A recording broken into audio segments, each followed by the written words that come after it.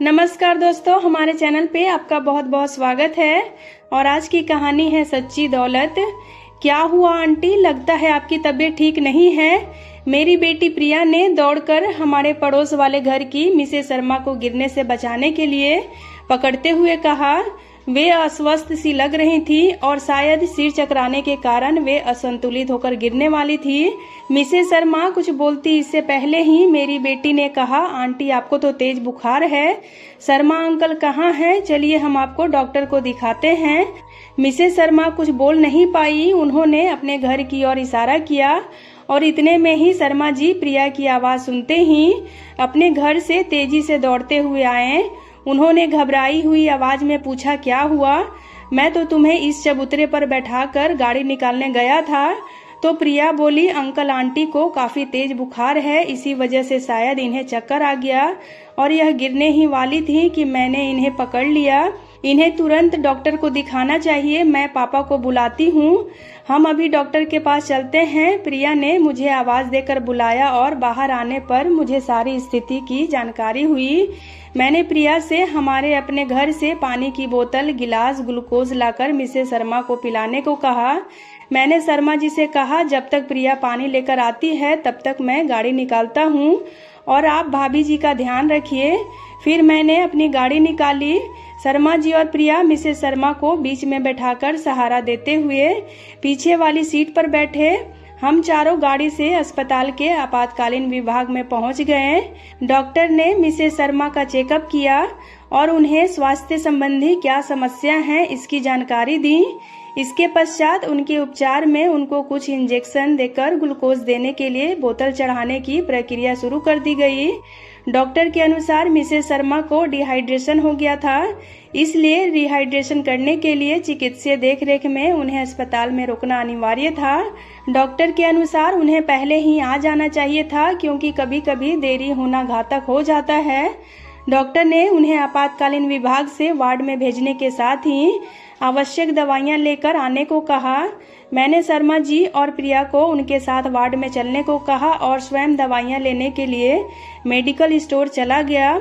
Doctor के द्वारा लिखी गई सभी दवाइयां मैंने मेडिकल स्टोर से ले आया।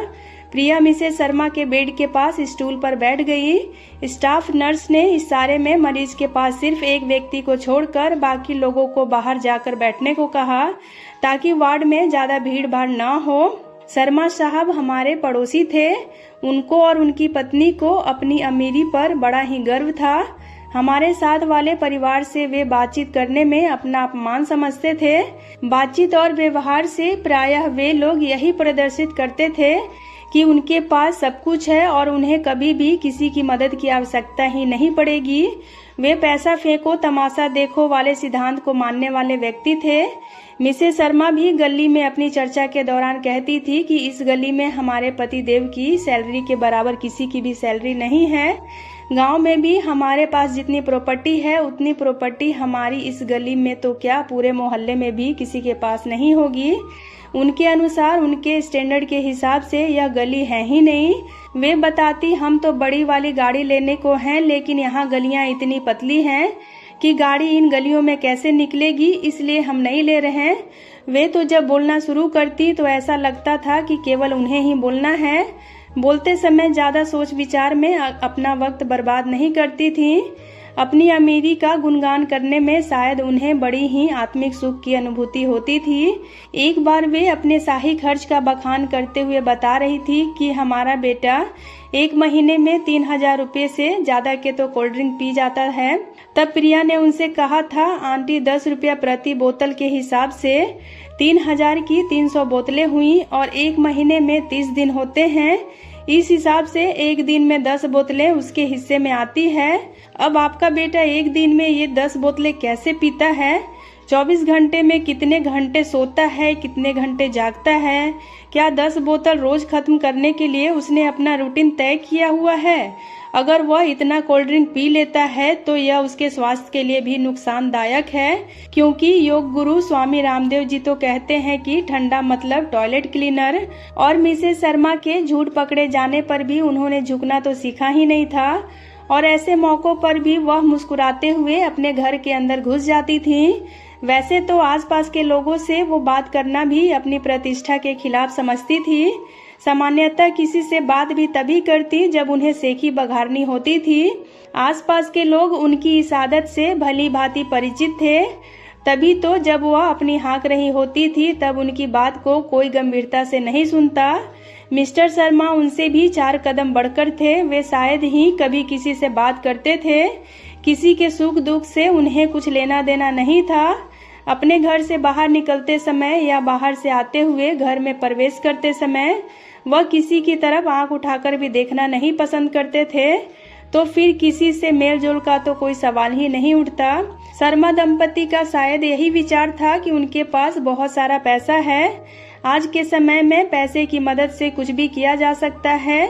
अगर आपके पास पैसा है तो उससे आप दुनिया की कोई भी सेवा प्राप्त कर सकते हैं। सीधा सा सिद्धांत है कि पैसा फेंको तमाशा देखो। शायद इसलिए वे किसी से कोई संबंध नहीं रखना चाहते थे।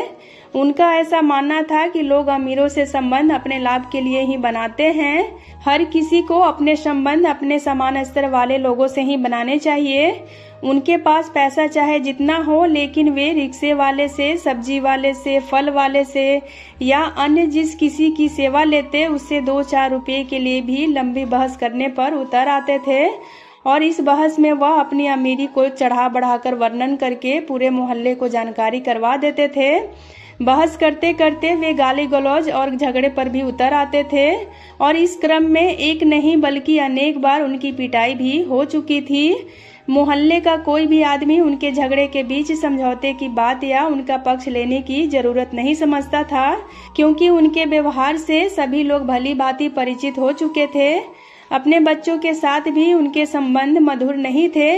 बेटी शादी के बाद दूसरे शहर अपने ससुराल चली गई और उनका इकलौता बेटा शहर में कहीं दूर किराए पर रहता था। बच्चे केवल त्योहार आदि पर ही आते थे और शायद उन्हें अकेले रहने में ही ज्यादा शांति और संतुष्टि का अनुभव होता था।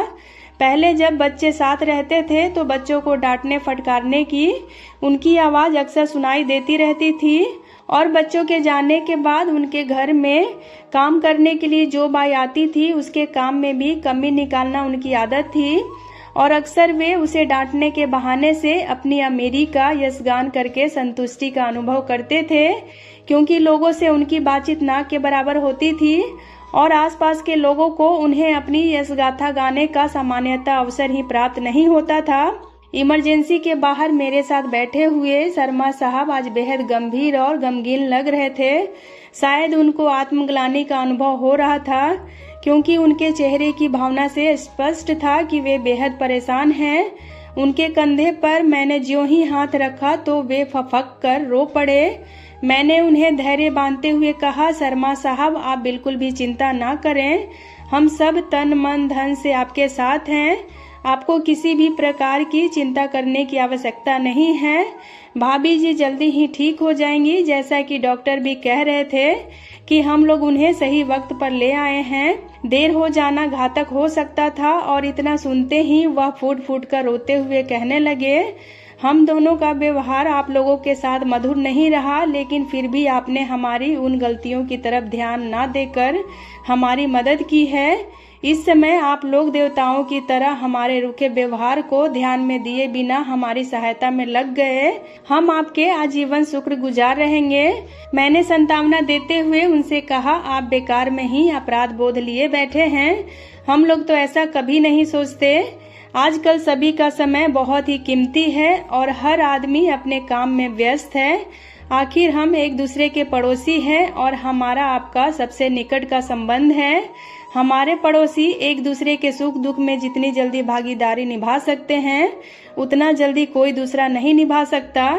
हमारा आपका कोई निकट संबंधी जब जानेगा तभी तो आ पाएगा, और जानने के बाद भी उसे हमारे पास कितना समय लगेगा यह भी परिस्थितियों पर निर्भर करता है। तो शर्मा साहब कहते हैं, आज हमारी समझ में आ चुका है कि आदमी का काम आदमी से ही होता है। अगर इस समय आप लोगों ने हमारी मदद ना की होती तो मैं अकेले इसे कैसे लाता, और अगर देर हो जाती तो न जाने क्या हो जाता। इंसान की जान अमूल्य होती है, इसकी पैसे से तुलना नहीं की जा सकती है। मानवीय मूल्यों की कभी भी पैसों से तुलना नहीं की जा सकती।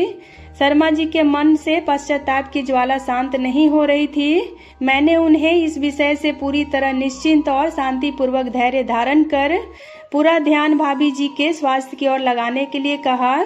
जब मैंने उनसे यह जानने की कोशिश की कि इतनी गंभीर समस्या अचानक तो नहीं आ सकती, तबीयत कई दिनों से खराब रही होगी, तब उन्होंने बताया कि पिछले 1 हफ्ते से इसने काम वाली बाई को डांट कर भगा दिया है और तबीयत खराब होने के बावजूद भी यह काम करती रही। मेरे पास भी इसे डॉक्टर को दिखाने का समय नहीं था और आजकल बेटे से बातचीत बंद है, इसलिए उसे भी खबर नहीं किया हमने। पिछले 3-4 दिन से लूज मौसम आ रहा था।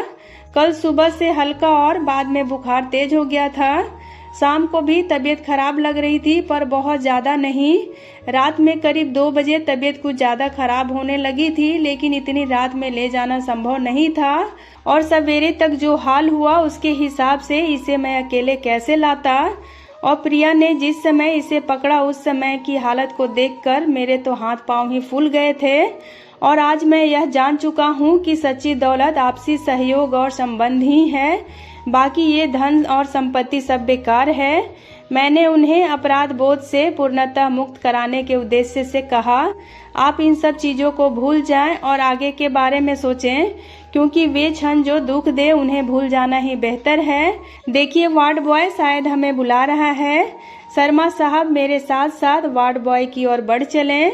तो दोस्तों, उम्मीद करती हूँ आपको आज की ये कहानी काफ़ी पसंद आई होगी। तो अगर आपको ये कहानी पसंद आए तो हमारे वीडियो को एक लाइक ज़रूर करें और अगर अभी तक आपने हमारे चैनल को सब्सक्राइब नहीं किया है तो इसे सब्सक्राइब करके बेल आइकन को प्रेस कर दें, ताकि मेरी आने वाली वीडियोज़ की नोटिफिकेशन आपको मिलती रहे। और हो सके तो इसे अपने फैमिली और फ्रेंड्स के साथ शेयर भी करें। वीडियो में अंत तक बने रहने के लिए आपका बहुत बहुत धन्यवाद।